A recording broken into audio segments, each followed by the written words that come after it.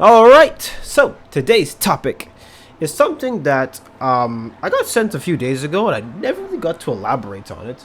But I believe that you guys would like to, partake in this conversation because it's a conversation that we don't have too often with ourselves, or at least a conversation that it's come rise in prominence, but it's still not to the way that I would want it to. And there's still a lot of people who like exploit this whole idea.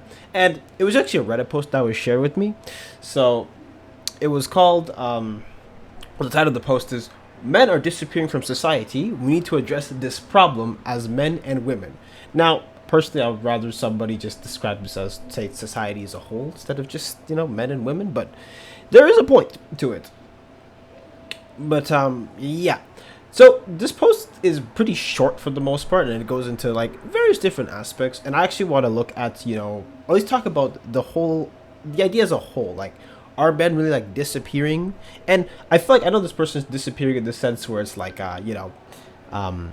6 feet under, but I'm saying disappearing as a sense like disappearing from the public eye a little bit.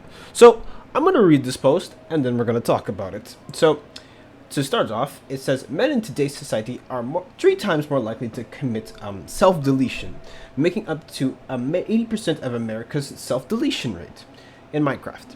3 times more likely to become addicted to opioids.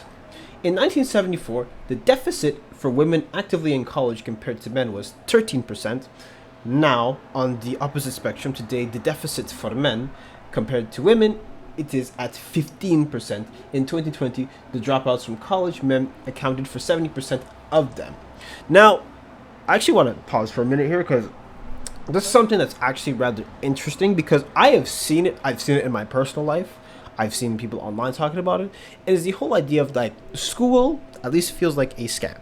Okay? I will not lie to you. When you're 18, just getting out of high school, and then you gotta pay all these loans just to go get some post-secondary education, which in my opinion you should be able to get for free because it's education. Why would you want to gatekeep education behind money? But that's a whole different discussion. So when you have this, you'll have some people who'll be like, you know what? Maybe I can always come back to school, because the cool thing about post-secondary is that you can always come back to it later. You don't have to get it done in the now. Of course, a lot of people like to do it in the now because you want to get your career started off, whatever, but you can always come back. So I feel like, at least with a lot of, especially men in particular, they'll see this, they'll be like, yo, I can wait a little bit, I don't have to do everything in the now. I can go to school at a later time, I can go do some trades, I can be an apprentice, anything instead of taking out hundreds, thousands of dollars of loans and being like, well, I have to, I have to get this degree that I'm not even that interested in. Because to be honest, who at 18 knows exactly what they want to do? Because let me tell you something, I don't know what I want to do. I thought I knew what I wanted to do, but it turns out what I ended up doing now is not exactly what I desire for myself to do. Now, some of it kind of sucks, but at the end of the day, life doesn't turn out as you expect it. Anyways, continuing on, in K-12 teaching positions, only 24% of them are filled by men, which hurts growing boys by not having a positive role models, as well with female teachers not knowing how to properly teach with certain male behaviors, ultimately shunning them and enacting favoritism in girls. And something, how do I put it? I actually brings it back to this one story, from middle school. I don't know why I remember it now. It doesn't even make sense why I remember it now. But it just stuck. It just kind of came out of nowhere. But I think it was 8th grade math class, okay? Mind you, this was a class that I did not try, and somehow I still did great in it. Sorry. I didn't mean to laugh at that. And so basically, the teacher at the end of the math class, she gave this long-winded speech, and she was like crying, and she was like, "Girls, don't let men blah, blah, blah, blah, do this to you." And I was just like, and I remember sitting there, even like I was 14 at the time, and I was sitting there, I'm just like, why the fuck would you say that while there's literally like dudes in your class, okay? Maybe there was none of us around, but I feel like it gives the wrong idea. Now, I don't know where these people are today, but I'm just saying, like, when you hear stuff like that in school, you're just that shit will just turn you off. And I will say, there was not a lot of male teachers when I was going to school. I found a lot more like male professors in university, but in school, yeah. So I don't know about the whole favoritism stuff. I mean, there's favoritism with every single student. Okay, it happens all the time. But I can definitely attest to the fact that, like, yeah, having more female teachers will not help solve the boyish problems. Because sometimes, like, every person's already unique in the sense that everyone has specific ways they have to be, like, catered to in order to handle certain problems. Some people have different disabilities, and so when I see this, and you have, like, it's almost like you're ill-equipped for the job. Not saying that a female teacher can't solve an issue with boys, but I'm saying having a boy teacher or male teacher will make things a lot easier. So I just wanted to point that out there. I just don't know why. I just remember the story today. It's so weird I remember it now. In psychology/therapeutic positions, in the last 10 years, in these positions went from 39% to 29%. In ages below 30 today in the same field, men make up 5%. Today, 35% of women reported being single compared to 65% of men. The most stagnant group of people in America, umbrellaed under the term NEETs, not in education, employed, or training, are men between 20 and 35. This paired with the negative view of masculinity by our society, men are losing their direction and sense of value, purpose on a large scale, becoming shut-ins and incels. Following the types of men on social media because they have no other positive influences that are validating them. As men and women, we need to be able to set up conversations about these issues, especially without invalidating each other's prerogative. We cannot thrive or exist without one another. So about the whole 35% of women reported and the 65% men being single, I've talked about that study in the past, maybe almost a year ago, and the whole idea with that was there's a lot in that, but to summarize my opinions on it, and it still really applies even now. When you think about it, someone who's 22, a 22-year-old male who's still trying to figure out who the hell they are and trying to get their life together and probably doesn't have their own place, not as appealing as someone who's a bit older and has their stuff all figured out. You know what I mean? And even if you are 22, well, 22 is the age that I remember was being referenced. If you are that age and you have your own apartment, that's probably a rundown piece of garbage that you managed to scrap together. And who wants to come home to that? Okay? That's nothing to be confident in. But I'm just saying, in general speaking, there's just more security in older men in general. So that's why sometimes you'll find that, a lot of these younger women will go for older men. It's just a fact. If you don't believe me, just go outside. Hell, actually, don't have to go that far. Go back to high school or maybe middle school even, which is even, mind you, I just thought this was weird, but think about how many people you knew were around your age but dating people almost in university. Yeah, so there you go. That's what you're thinking about it. But anyways, I'm just going to leave it at that. So now when it comes to stuff like NEETs in general, not in education, employed, or training, what I tend to notice is that I actually came across this video by Dr. K, ironically enough, why men don't ask for help. And now there's a lot of core issues, but the one part that stuck with me, and I'll probably play it as, I'll probably play it after I'm done talking, is that men kind of go ask for help as a very last resort. For help, I'm independent. But if you look at studies on men specifically, it turns out that there are a couple of reasons why it is very difficult for men to ask for help. And this also creates a cycle because if it is difficult for us to ask for help, that means that we don't practice asking for help. And if we don't practice asking for help, then what ends up happening is finally we're desperate, we're unskilled, and we are forced to ask for help.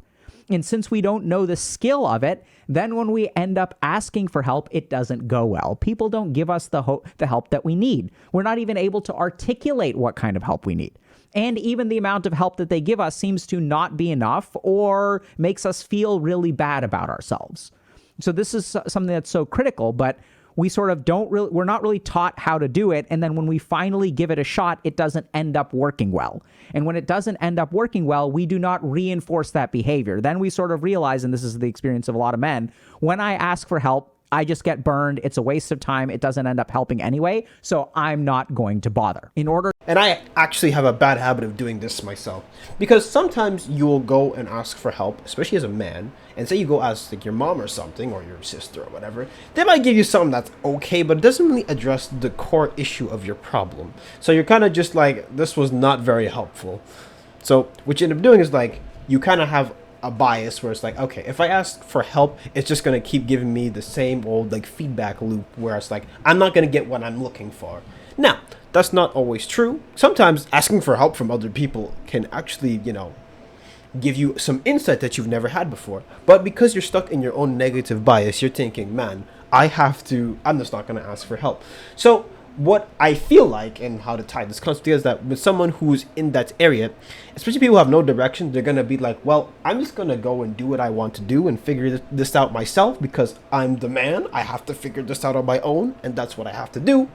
And sometimes, what happens when, what is it? Not the sheep leading the sheep. When the blind leads the blind, well, that's what you get. You get a neat.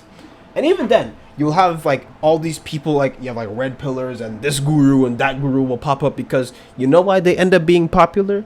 It's because there's a need for it. And so what happens when you're in a vulnerable state? Someone's gonna go and take advantage of it. So while these people want to get like, these misogynists banned and this and that, well, you got to look at what's causing the misogynist to be popping up in the first place. And the truth is, lots of men's issues are still not addressed that much. Even today where mental health's a bit more in the open, it's still not being addressed enough.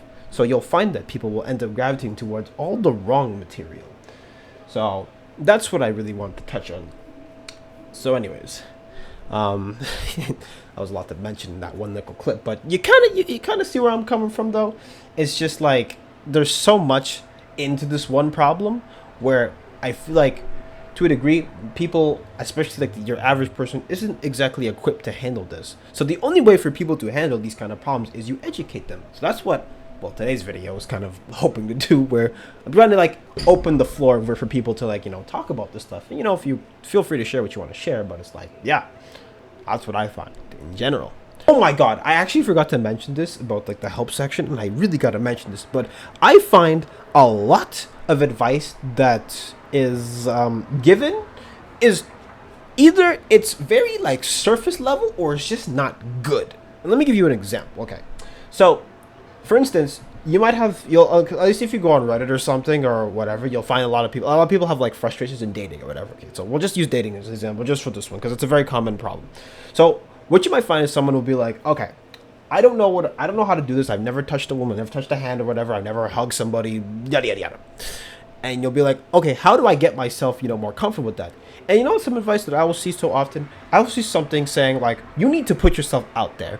Now, is that advice inherently bad? No. But you know how earlier I said that people have different needs and they're very unique in that sense?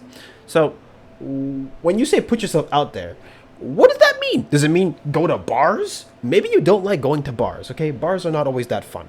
You go clubbing? Hell no. Well, for me, hell no. I don't like clubs that much to begin with, especially now. But that might be enough for somebody. That might not be, enough for somebody else. Or you might say, like, oh, maybe look at some pickup artist books or something. Oh, your body count will increase if you do that, but I would recommend that personally because you're not gonna see stuff the same way. But I digress. So with advice like put yourself out there, you're kind of just giving like a very vague answer where it's like, yeah, just go outside a bit more.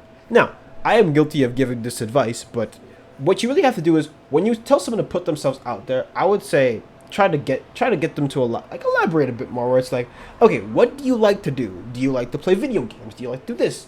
Do you like to, I don't know, do you like anime or something? Do you like to, I don't know, build wood blocks? Okay, maybe if you like to build wood, hey, there's this construction convention. Why don't you guide me try meeting people over there in your field? Okay, then if you like playing video games, why don't you go to a gaming con or some whatever cons people have these days? Now those aren't cheap, but I'm saying it's just a suggestion.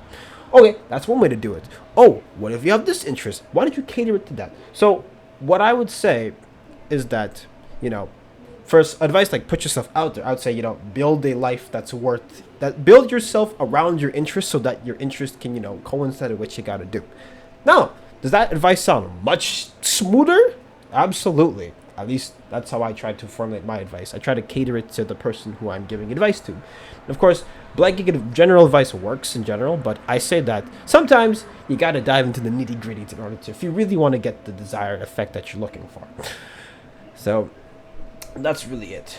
But really, when you break down this entire problem, it's more like the best way to put it is like it's more like this is a culmination of stuff where we have to like peel the layers, like a little bit by little bit. Because even in one of the videos I saw, like why like why male self deletion is so high, is that sometimes at least in the case of a lot of these men, there's no clinical like issue with them. There's no mental illness. It's all just it just happens. Because sometimes what contributes to your mental illness is not like a disease on paper. Sometimes you just have a shitty life that you're trying to live and it just sucks. Sometimes you're going through something that just drains the life out of you. Sometimes you'll have an issue that you just cannot solve. Doesn't mean you're depressed. It means that you are just having a hard time in your life. And sometimes, you just want to, cut the line. So it really depends on what you're looking at. So, and God forbid you're even from where I'm from too, where it's like, oh my days. Sometimes they might call you a whole different name because you have a little bit of mental issues that are a bit off. So, it's like, yeah. So mental health is not something that's going to be conquered in by tomorrow, but I'm saying that the steps can be taken in order to do that. Anyways, that was a lot to speak on. But anyways, if you enjoyed these type of discussions, I would really like to hear your guys' perspective down below. If you don't want to speak it, don't have to speak it. But anyways, this is just a platform for you guys who want to talk about it. But this is an issue that a topic that I saw. You know what? I feel like it's something that I should talk about because I like talking about this stuff. I like to talk to you guys about it. So anyways, that's enough out of me. So if you enjoy these discussions, like, comment, subscribe, follow my social on the description below. And that's enough out of me for today. So ciao.